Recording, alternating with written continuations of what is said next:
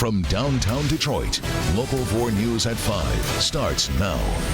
Lost in New York, a dangerous detainee from Detroit gets away from ICE agents in New York at the airport. We'll have the very latest. This could have the biggest impact on tomorrow's opening day at Comerica Park. We'll look at the possibilities for rain straight ahead. All right, Ben, but let's begin with breaking news and live pictures from Macomb County. That is Deputy Jackie Ryan sitting in her car outside the clerk's office. She has been sitting there all day after being escorted from the building. For the second day in a row, a wild chain of events is playing out in Mount Clemens tonight. This chapter started this morning at 9:29. Deputy Clerk Jackie Ryan, political appointee, was placed on administrative leave and escorted from the building. She didn't go very far. She has been in her car in the parking lot, refusing to move and still on county property. Jason Colthorpe has been there with her, and it's been a very bizarre day. Jason? Bizarre to say the least. To be quite honest, we're just wondering how much longer she can go without a bathroom break. It's been the entire day. Not only is she here, let me show you what's on the other side of the parking lot here. A deputy called in to make sure there are no confrontations here. And the whole thing is the crux of it. I've talked to Jackie Ryan about this. She feels she should be the interim Macomb County clerk. She feels she was removed improperly. The county sees it very simply as she was appointed by someone who is elected illegally. Mount Clemens is in a frenzy over the Spranger saga. Don't believe me? Just check out today's specials at the Mount Clemens Grill. A day after Karen Spranger was removed from her job and escorted from the building, her fiercely loyal deputy, the Register of Deeds Jackie Ryan, got the same treatment. But Ryan wasn't about to leave quietly. I'm wrongfully being removed as the deputy for no reason at all. I'm not given any documentation whatsoever for my removal. Last night, corporate counsel said that I'd be the deputy in place. We felt it was necessary to cut off her access to minimize any damage that she may try to do on her way out of the county. Now, while she left the building physically with deputies escorting her, she did not leave the premises. Employees telling me she remained right here in the parking lot the whole time in her vehicle. And I just wanted to go up real quick and talk to her about this and ask her, Jackie, I know they escorted you out today, but why haven't you left the premises? Because I'm calling people from public and party to see how I can get restored in there. So this is kind of like a last minute? No, it's not last minute anything. Do you feel like they might be able to find a way to get you back in? Yeah? Oh, yeah. And it's talk like that that has some employees inside worried. Especially in the last couple of weeks, tensions have grown higher. The stress in the workplace has grown stronger. And yeah, I would be worried if I was them too. And that's why they asked for a deputy to be here when it was quitting time, which is right now. There haven't been any incidents, but if she's here again tomorrow, she could be forced to leave, Devin. Jason, let's go back inside then and talk. There is a new interim clerk. Tell me more about what happened there. Yeah, Kathy Brower is her name. She goes by Katie. She's a 25-year employee of Macomb County, has done numerous jobs, including most recently the court caseload manager. She also worked under Carmela Sabaugh. She was appointed by the Chief Judge James Biernat today. The people that know her say she's the perfect choice, and this is definitely interim only. She will not be permanent. And again, we'll be following this. I did talk to Jackie Ryan a moment ago. She says, I'm not sure how long she's going to stay, but hey, she feels she should be the clerk. All right. We'll be following it, Devin. Indeed. We'll be back to you over these next 90 minutes of news and follow any further developments as soon as they occur. All right, now to the brand new information we're learning amid claims a member of the Detroit Police Department is the focus of a sexual assault investigation. Now, we do not know who the officer is, just that he works at the 11th Precinct on the city's east side. Let's get to Jermont Terry live this evening. And Jermont, what is the chief saying about this? Karen, Chief Craig being very direct and forthcoming as he could in what's still an open internal affairs investigation here at police headquarters. Now, we should point out, here's what we do know. A woman claims that she was harassed and possibly sexually assaulted by an officer, but that woman, unfortunately, is not telling investigators anything more. The woman apparently walked into the 11th Precinct on Nevada back in mid-February. Chief James Craig says she came to the station to make a complaint about harassment against an officer. Now, not too long after receiving that written complaint, someone called Internal Affairs anonymously. The caller, who refused to identify themselves, said that they were a victim of a possible sexual assault. Chief Craig, addressing the concern, says the department originally believed it was just an harassment case until that call. They learned there was a possibility of a sexual assault. They turned it over to our Internal Affairs, but we had already opened and started an investigation. An investigation that's still open more than a month later. It is truly an allegation. We haven't confirmed anything. We're doing our due diligence. The officer is still working here at the 11th Precinct.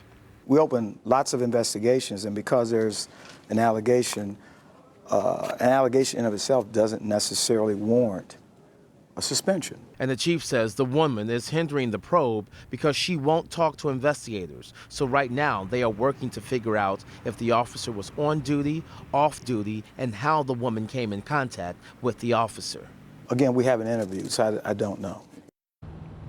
Now, the chief says that Internal Affairs has stopped by this woman's house, has also sent 2 certified letters to try to get more information in an interview. They have all been unsuccessful. The chief is not saying the rank of this officer or how long he's been on the department. Reporting live outside police headquarters, Jermont Terry, Local 4. For the first time in 45 years, Richard Phillips is a free man. In October of 1972, he was sentenced to life in prison without parole for the murder of Gregory Harris. Well, today a judge dismissed those charges based on new evidence. Larry Spruill was at that hearing and spoke with Phillips. And Larry, he is not angry. Yeah, Karen, that's what he told me inside this courtroom today. He says that he's not angry. And honestly, Karen, that answer shocked all of us. He says he knew this day was coming. It was just 45 years later. I would rather die in prison than to admit to something that I didn't do. It's strong words, and Richard Phillips tells me he means every word of it. For the first time in 45 years, Richard Phillips is a free man. It all started in October 1972 when a jury sentenced him to life in prison without parole for the murder of Gregory Harris. During the trial, witness told the court Phillips helped set up Harris's murder. But in August 2010, Phillips' co-defendant Richard Palumbo admitted he was the real killer. In 2017, Phillips was released on bond. And Wednesday, a judge announced Phillips was a free man. The court will sign this order dismissing this case against Richard Dan Phillips. Prosecutor Kim Worthy says justice has been served. You know, there's nothing that I can say to bring back 40 years of his life. The system failed him. There's no question about it in this case. This is a true exoneration. Phillips said he always knew he would be free one day, and that kept him motivated. But it was this answer that shocked us all when asked, was he angry? There is no animosity. In order to have animosity in your heart, the animosity has to be there before you have problems. So if you have a rotten heart from the beginning, you're going to have a rotten heart afterwards. A wise man there, Larry. Gotta ask, now that he is a free man, what are his plans? Well, Karen, he says that he's been trying to work on getting a new license and a birth certificate, but he says most importantly, he's working to build that relationship with his daughter and his son. We sure hope so. Thank you, Larry. It's almost time. After months and months of waiting, we are just about 20 hours away, if you're counting, from the first pitch of the season at Comerica Park. Take a look here. Field ready to go, complete with the new extended netting along the baselines, new for this year. We just need the weather to cooperate now. Ben, what do you say? Today would have been great. Yeah. Friday would have been fantastic. Thursday doesn't look good, and that's probably an understatement. From 7 to about 10 o'clock in the morning, we're dry downtown, and then the rain starts in our west and south zones, and it only gets worse from there. We will likely be seeing showers around the time of first pitch, at least when it's scheduled at 1:10, and watch as the rain chances only get better and the amounts only get heavier as we get through the afternoon. Even by 7 o'clock at night, we're still going to be seeing rain downtown. That cold front doesn't come through till about 10 o'clock, so if they wait, they're going to be waiting a while to get this game in. Friday looks better. We'll talk about that and changes to the weekend forecast and that snow possibility coming up, Devin. Of course, we're ready for the start of the season. What about the Tigers players? Jamie Edmonds got a chance to talk with them as hope springs eternal, as it always does, just ahead of opening day. Right now, I'm all by my lonesome, but come tomorrow, this place will be packed. For opening day here in Detroit, it's like a holiday. From the grounds crew to the refreshment crew, all the final touches are being made at Comerica Park in preparation for tomorrow's opening day. Starting pitcher Jordan Zimmermann expects the same rowdy, fun crowd as last year. At this point in your career, do you still get excited for opening day? Yeah, always. You know, any opening day is exciting. If I wasn't pitching, just running out there on the line is really exciting, and you know, it's going to be a fun day for all of us. Ron Gardenhire has been the opposing manager once or twice during opening day. Let's just say he's happy to be on this side of things now. You've been here for a Detroit opening day ever? We were from the other side. Absolutely. Okay. It's an event. National holiday and everyone parties. I do know. It's an event. Yes, we've seen it, believe me, and we've been part of your party a couple of times. So it's a wonderful baseball tradition. As for the product on the field this season, the team is not buying into the media's low expectations. No one has higher expectations than ourselves.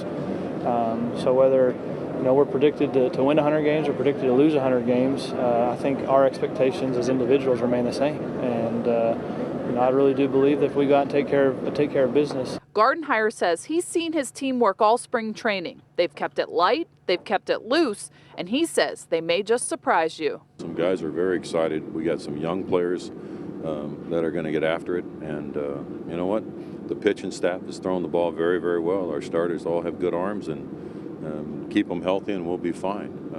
So there's a lot to be thankful for coming in here, and we're excited about this baseball team. So the question remains, will the weather cooperate? Well, the Tigers say they're keeping a close eye on Mother Nature, gearing up as if first pitch will be just after 1 tomorrow. And at Local 4, we're gearing up with these cool T-shirts. At Comerica Park, Jamie Edmonds, Local 4.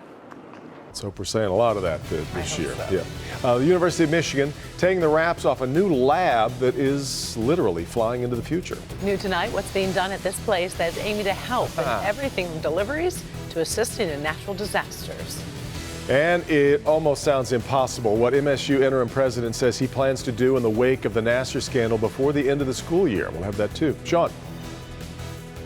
A dangerous ICE detainee from Detroit is being deported last night in New York City, and he gets away.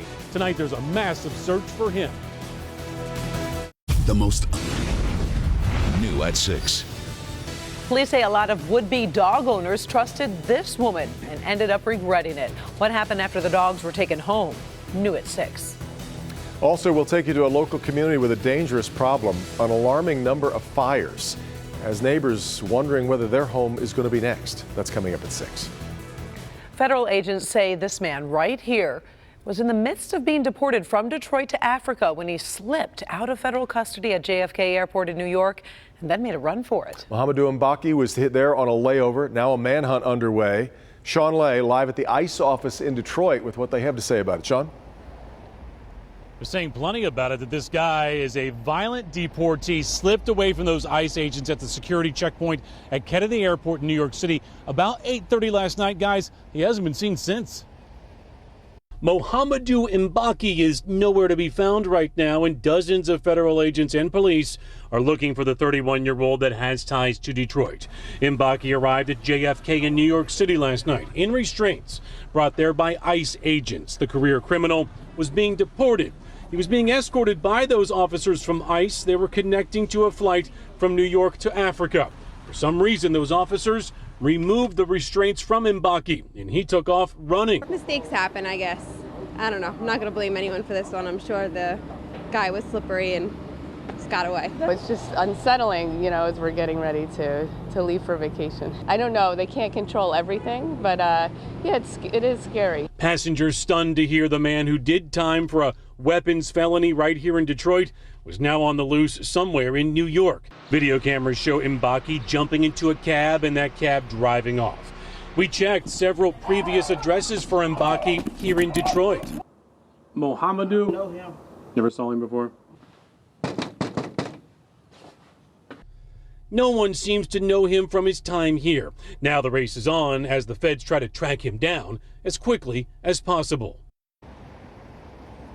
But so far, no dice on tracking him down. We're told Mbaki did not have any cash or personal items on him when he bolted, so they certainly hope to catch up with him soon. They're saying anyone in New York or Detroit that sees him not to approach him, to call ICE right away. Back to you guys. Sean, I guess folks would wonder, why did the agents take the cuffs off, right? You know, plenty of people are wondering that too, but it's as simple as this. They were going through security, so they took the cuffs off. They're going to escort him to the plane, and that's when he ran. Wow. All right, Sean. A mother is now facing charges tonight for allegedly abandoning her children in a motel room. Police say 24-year-old Michelle Pennick turned herself into police yesterday afternoon. She's accused of leaving her 2 young children alone at the Cranbrook Motel Tuesday morning, where they were later discovered by police. She now faces 2 counts of second-degree child abuse. She'll appear in court tomorrow morning for arraignment. All right, we bring Ben back in as we look toward opening day. You got people who have designed so much of their plans, entire life. Yes, indeed. And they've been planning that for months and months and months. You know, we were kicking this around in the weather office. If they don't play Thursday, you could turn this into a 4-day weekend and just take Friday off. Yes. So you're going to go watch the game and party Thursday, Friday. Let's forget about that part. Well, that's why it is hard, though, if you've made all these plans, though, to have everybody you've taken Thursday off, maybe it is tough to move it to Friday for a lot of folks. That's true, and they're probably going to wait to make a decision on that. So let's take a look at what's going on out there right now as we take a look at the clouds and radar. Outside, we've been having plenty of those clouds with us, but temperature-wise, 46 is where we sit currently. We lost a little bit of ground today compared to yesterday. It's about 5 to 10 degrees cooler across the area, with the biggest change coming down here in our south zone. Tomorrow we will be warmer. That's about the only nice thing I can say weather-wise about what's going to happen on Thursday. We keep looking at the data. It's kind of like that watch pot never boils, but we keep looking at it and it just keeps getting worse. We're looking at the showers down here to the south, and we're also keeping an eye on this little patch right now that's across parts of central Illinois. If this holds together, we could be getting wet even quicker than what we're planning on seeing on Thursday. So here's how we're thinking things are going to shape up tomorrow as of right now. It looks like we're going to start with a dry morning commute, and then once we get to about 10 o'clock in the morning or so, that's when those showers are going to start rolling in, and by first pitch, it's likely we are going to be wet at the ballpark. And with that wave sort of riding just off to our southwest, it's going to keep us wet through the day and probably until about 9, 10 o'clock at night. That cold front finally comes through in the evening. That ends the rain on Thursday. Friday, we're looking dry for the entire day, and then we start staring at this monster out here to the west on the other side of the lake. This model showing we've got snow, but we talked about the European model yesterday and how it's been progressively warm and wet, and that's the way things are looking on Saturday. There's a possibility we could see a mix here, but this looks to be, at least right now, primarily rain. Again, could change, but that's our best guess as we get into Saturday. So right now we're not looking at any major accumulation on Saturday, but there could definitely be some mix in with that rain as we start the weekend. Let's focus on rainfall for tomorrow. This is not going to be just a couple scattered showers. This is going to be a good soaking, in fact, more than what we picked up earlier in the week. About 6/10 of an inch here in the city, 3/4 up in West Bloomfield. Downriver, pretty much the same thing. In fact, even in our south zone, some of these totals may be a little bit higher. Further southeast you are, about 8,500s here in Luna Pier, but everybody looks like they're going to get more than a ½ inch, and in some cases 3/4 of an inch. West zone, same goes here, all over a ½ inch for those rainfall totals, and most of this is going to be falling in the second half of the day going into the evening, and it's going to be a soaker in our north zone as well. Temperatures tonight going to 40 degrees for an overnight low. Highs stopping short of 50, but that's still better than what we did today, despite the fact that we're going to see rain for most of the day. And then there's that mainly rain event on Saturday. Again, could see some mix, but it is looking more and more wet now that we have Saturday a little closer. Either one of which aren't great for baseball, are they? No, but hopefully they can get it in Friday if they have to cancel on Thursday. All right, thank you, Ben. Doc? Well, if you think it's too late to turn around your couch potato lifestyle, think again. Ahead in Good Health, the very real reasons results that you can get even if you're getting up there in age. All right, Frank, but first, coming to grips with a tragedy. What we have now learned caused the death of a pro basketball player in Grand Rapids. We'll be right back. Stories from across Michigan today. We're following from East Lansing and Bangor Township. But let's start on the west side, over in Grand Rapids. That's where a medical examiner has determined Grand Rapids Drive player Zeke Upshaw suffered a sudden cardiac death. The 26-year-old collapsed during a game last Saturday night at the Deltaplex Arena before dying 2 days later. The Kent County Medical Examiner reported Upshaw had some cardiac abnormalities, including a slightly enlarged heart. He will continue to try and characterize the exact type of heart disease. Upshaw's funeral will take place on Saturday in the Chicago area. Moving over to East Lansing, where settlement talks for Larry Nassar have been restarted. Lawyers from Michigan State and the more than 200 girls and women who say that they are restarting talks that could lead to a settlement in civil lawsuits related to the sexual abuse by Nassar. They'll be mediated by Lane Phillips, a former federal judge from Oklahoma. The court filing was made on the same day that Nassar's former boss, William Strample, was charged with 4 crimes. And in Bangor Township, 4 fishermen were rescued from the Saginaw River this morning. Firefighters received a call from someone around 7:30 saying several men were in the water just north of the Department of Natural Resources boat launch. But before firefighters could get there, another passing fisherman had managed to get all 4 of the men out of the water, fortunately, and onto his boat. The initial boat was an airboat that had taken off from the launch, only for its bow to dip down and begin taking on water. New at 5:30. Getting schooled to set your child up for success. And all of a sudden you're thrust into the world of school. It's not just setting aside time for homework. The simple changes teachers recommend you make at home so they'll thrive in the classroom. Today, the Supreme Court is hearing a case that could affect voting across the country. I'm Blaine Alexander in Washington with a look at gerrymandering. Students at the University of Michigan will be flying drones right into the future using this outdoor drone lab. We'll tell you more about it.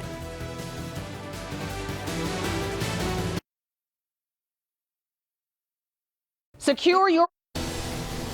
Welcome to M-Air, this brand new outdoor lab helping the University of Michigan get on the cutting edge of flight. M-Air is a lab specifically designed for designing and testing new drone technology. That's right. Our Coco McAvoy got a first look at the new lab and also a real peek into the future. This is M-Air. It's an outdoor drone lab that will be used for testing and research, and it's really one of a kind. The M-Air testing facility is now open to staff and students at the University of Michigan. I'm very excited about M-Air. Students like Mia Stevens prepared their drones. This is the autopilot system right here, this little orange box. Then, so I'm just going to fly this one for you right now. The testing started. Students are learning more about how drones react in different weather conditions, which is key to advancing the technology. But if you fly them indoors, you cannot test for what's happening with varying lighting conditions, wind, rain, snow, sleet, etc. So we've brought this facility on campus. They are testing a few techniques like dropping a 15-pound weight from a drone and flying 2 drones in close proximity. One of the drones wasn't able to hold its own for long and landed in the netting. But that's the whole point of the facility. To be able to start testing and moving forward a lot faster with a lot of our research. And there's a bigger picture here. The testing could lead to more technological advances, and the research could someday translate into drones being used for disaster relief and search and rescue missions. That's the goal, at least. But in the meantime, M-Air will be a breeding ground for new ideas. Coco McAvoy, Local 4. Coco also tells us the facility will be establishing autonomous flight boundaries soon so they can test autonomous drones as well. A Detroit man arrested by the feds facing a very long list of sex trafficking charges. Jamal McGoy facing charges of sex trafficking and transportation for the purposes of prostitution. The alleged crimes date back to October of 2017. They include similar sexual assaults at a hotel in Pittsfield Township, Madison Heights, and a stairwell at the Greektown Casino. The affidavit also alleges Jamal drugged his victims and attempted to get them addicted to heroin. In a vote made by the school board last night, Harrison High School in Farmington Hills has been sold to the city. Property was originally supposed to be sold to an outsider. However, the board saw too many potential problems with that. One big reason, the building's proximity to 696, along with traffic along 12 Mile Road, which would make the area very noisy for potential homeowners. According to the Farmington Voice, the city is looking to convert Harrison into a $27 million community center now. All right, no pressure now, but tomorrow, No. huge. Is there something going on tomorrow that's important? Sandra, if I know you, you have got the tiger fever. I've got my poncho ready, though. You have trouble sleeping at night because you're ready for tomorrow. You know me so well, that anxiety. There are a lot of folks who are just waiting, counting down the hours till tomorrow. I just wish we had better news. Every time we keep looking at the data, it still keeps coming up wet. The other thing we're keeping an eye on is this little area that's out here in central Illinois.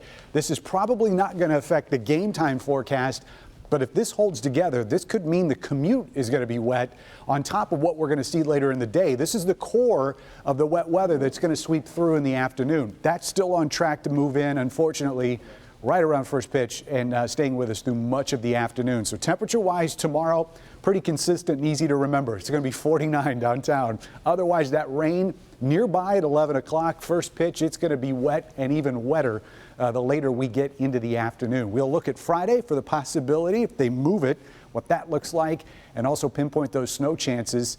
They're still around as we get into Saturday. That's coming up in a few minutes. Devin? U.S. Supreme Court is hearing a case that could decide how every voting district in the United States is mapped out. Each state's majority party has the right to redraw legislative districts, with Democrats and Republicans alike using that political perk to give their candidates an edge, of course, over the years. Blaine Alexander explains why the justices are being asked to decide whether that is constitutional. Blaine? Well, hello to you from Washington. The idea of shaping district maps in a party's favor is nearly as old as the country itself. Now, technology has changed the game, but some critics say it borders on cheating. Outside the nation's highest court, battle lines over the drawing of district lines. Gerrymandering is unfair. The Supreme Court considering the constitutionality of gerrymandering, setting the boundaries of voting districts to favor a certain political party. Today's case, Maryland Republicans challenging a map specifically designed to flip the district from Republican to Democrat, unseating a longtime GOP congressman. But the case could affect voting across the country. From Maryland to North Carolina and Illinois, critics pointing to oddly shaped districts as a move to stack the cards in favor of whichever party controls the state house. People on the street understand gerrymandering is all about. It's about rigging elections. But it has always been considered legal and not an easy issue for justices to decide. It's not enough to say this map stinks. You have to say, and here's the way to redraw it. That's been a real problem for the justices. And telling districts not to consider politics when drawing the maps is nearly impossible. It's like, don't think of a pink elephant, right? Of course you will. The question is, how much is too much? That's a tough rule to come up with. The ruling expected sometime in June in a case that could have a big impact on future elections. And this is the second gerrymandering case the Supreme Court has heard this term. The first deals with a district out of Wisconsin where Republicans were on the winning side. In Washington, Blaine Alexander, Local 4. A major new twist tonight in the Stormy Daniels scandal. Her attorney filed a motion overnight seeking to depose President Trump and his attorney, Michael Cohen. The attorney for the adult film star Stormy Daniels asking a judge now for the deposition surrounding a $130,000 payment made to Daniels before the election back in 2016. Michael Cohen, meantime, says he made the payment without the president's knowledge. Mr. Trump has denied all claims of an affair with Daniels. Facebook announcing today it's taking what it's calling more user-friendly safety measures. Exactly. Users will now be able to download their entire Facebook history and delete what they want of that.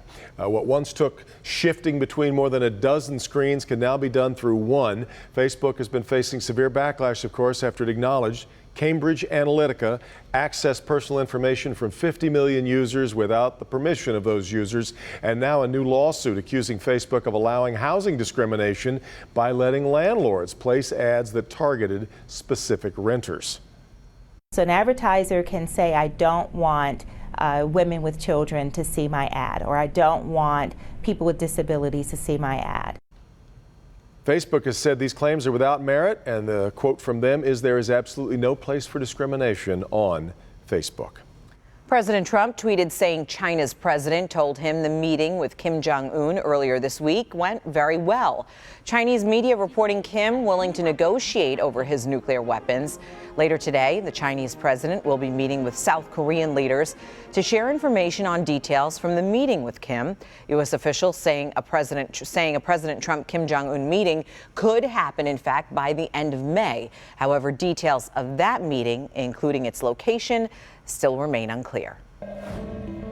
Now to good health. When is it too late to turn around your lifestyle if you are a so-called couch potato? New research suggests it's possible even in middle age. Is that good news for us? Dr. Frank McGeorge is here with the recipe to how to make it all happen. Depends on if you're a couch potato, I suppose. You know, once we hit middle age, many people wonder if exercising can really make a difference in our health, or basically if the damage is already done. Well, this research suggests it is worth the effort, but it's not easy. Whether you're pounding the pavement, pumping iron, or pushing the pedals, exercise is key for a healthy lifestyle.